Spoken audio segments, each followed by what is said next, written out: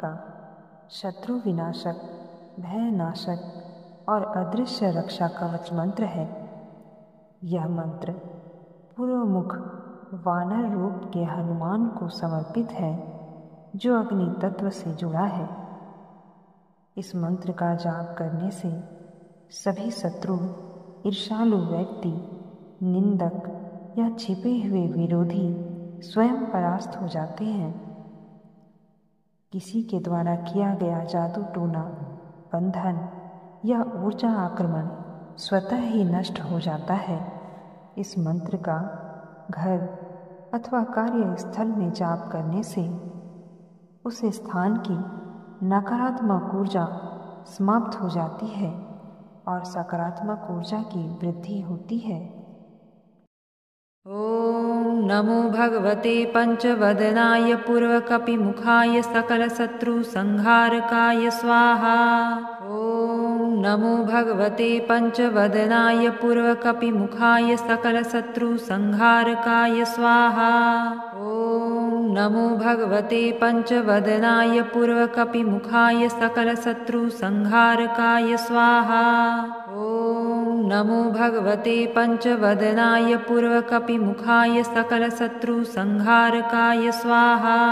ॐ नमो भगवते पंचवदनाय पूर्वकपिमुखाय सकलशत्रुसंहारकाय स्वाहा। ॐ नमो भगवते पंचवदनाय पूर्वकपिमुखाय सकलशत्रुसंहारकाय स्वाहा। ॐ नमो भगवते पंचवदनाय पूर्वकपिमुखाय सकलशत्रुसंहारकाय स्वाहा। ॐ नमो भगवते पंचवदनाय पूर्वकपिमुखाय सकलशत्रुसंहारकाय स्वाहा।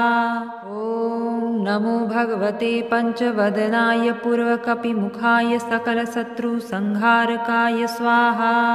ॐ नमो भगवते पंचवदनाय पूर्वकपिमुखाय सकलशत्रुसंहारकाय स्वाहा। ॐ नमो भगवते पंचवदनाय पूर्वकपिमुखाय सकलशत्रुसंहारकाय स्वाहा। ॐ नमो भगवते पंचवदनाय पूर्वकपिमुखाय सकलशत्रुसंहारकाय स्वाहा। ॐ नमो भगवते पंचवदनाय पूर्वकपिमुखाय सकलशत्रुसंहारकाय स्वाहा। ॐ नमो भगवते पंचवदनाय पूर्वकपिमुखाय सकलशत्रुसंहारकाय स्वाहा। ॐ नमो भगवते पंचवदनाय पूर्वकपिमुखाय सकलशत्रुसंहारकाय स्वाहा। ॐ नमो भगवते पंचवदनाय पूर्वकपिमुखाय सकलशत्रुसंहारकाय स्वाहा। ॐ नमो भगवते पंचवदनाय पूर्वकपिमुखाय सकलशत्रुसंहारकाय स्वाहा। ॐ नमो भगवते पंचवदनाय पूर्वकपिमुखाय सकलशत्रुसंहारकाय स्वाहा। ॐ नमो भगवते पंचवदनाय पूर्वकपिमुखाय सकलशत्रुसंहारकाय स्वाहा। ॐ नमो भगवते पंचवदनाय पूर्वकपिमुखाय सकलशत्रुसंहारकाय स्वाहा।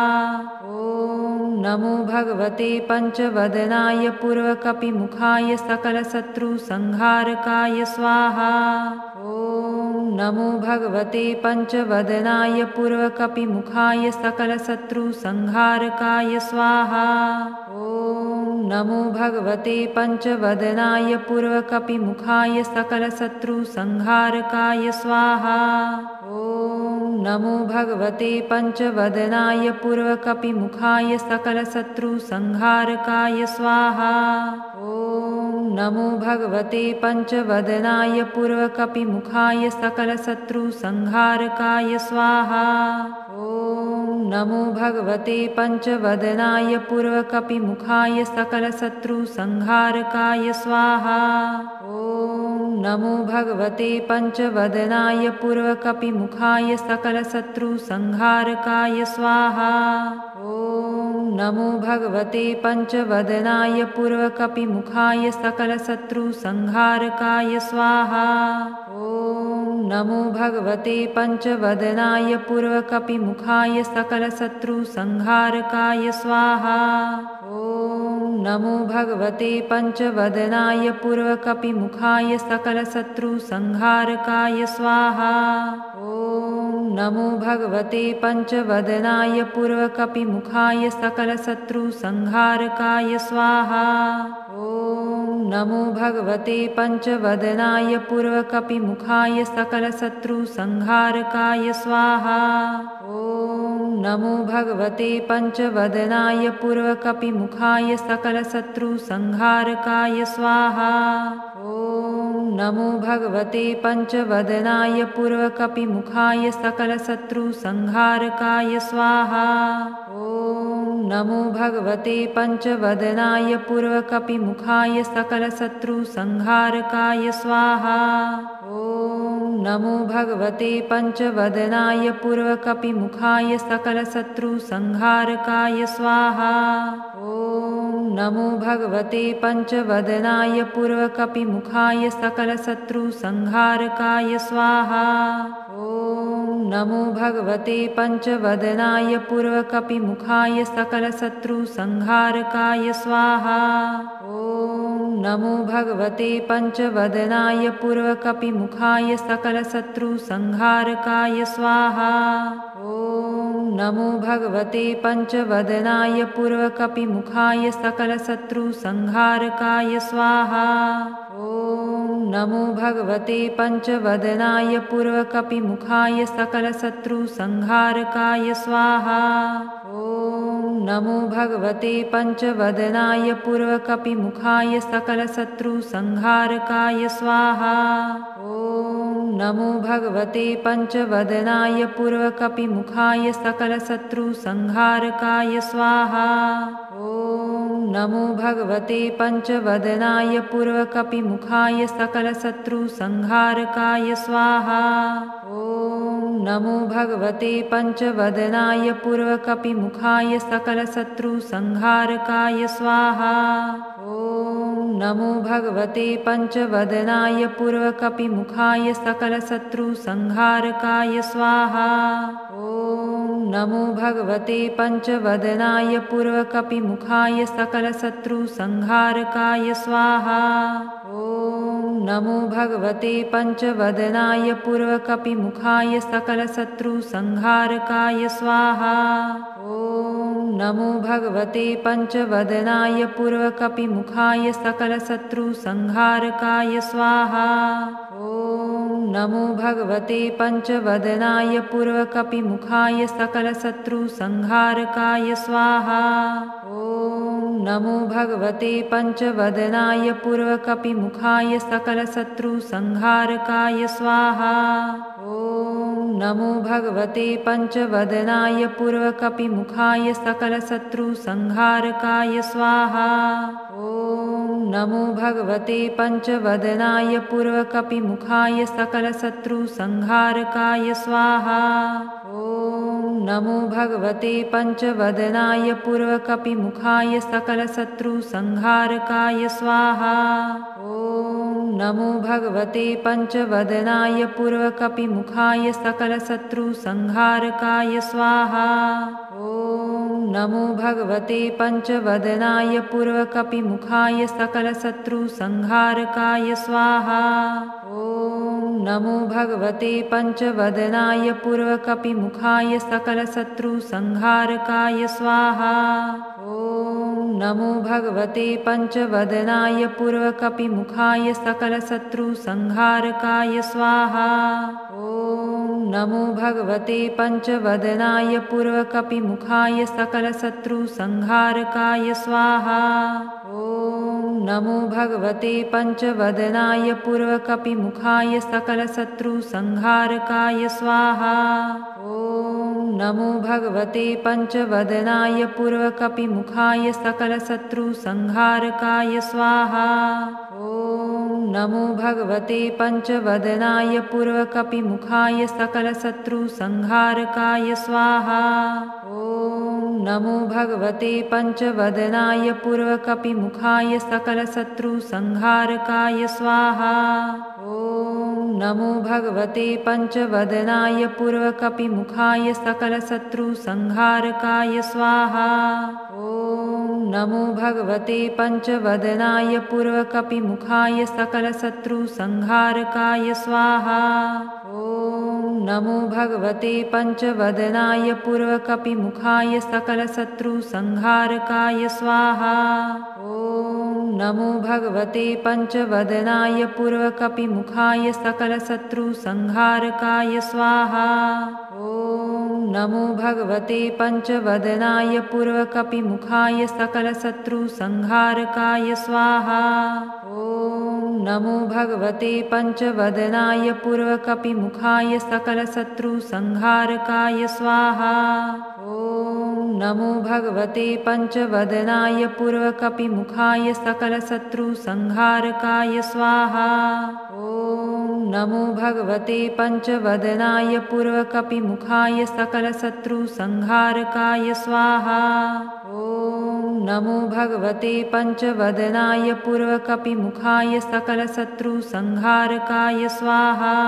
ॐ नमो भगवते पंचवदनाय पूर्वकपिमुखाय सकलशत्रुसंहारकाय स्वाहा। ॐ नमो भगवते पंचवदनाय पूर्वकपिमुखाय सकलशत्रुसंहारकाय स्वाहा। ॐ नमो भगवते पंचवदनाय पूर्वकपिमुखाय सकलशत्रुसंहारकाय स्वाहा।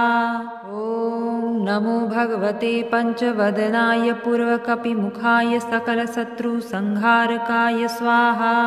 ॐ नमो भगवते पंचवदनाय पूर्वकपिमुखाय सकलशत्रुसंहारकाय स्वाहा।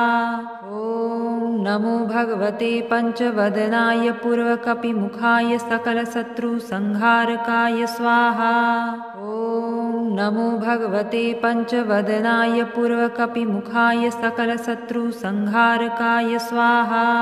ॐ नमो भगवते पंचवदनाय पूर्वकपिमुखाय सकलशत्रुसंहारकाय स्वाहा। ॐ नमो भगवते पंचवदनाय पूर्वकपिमुखाय सकलशत्रुसंहारकाय स्वाहा।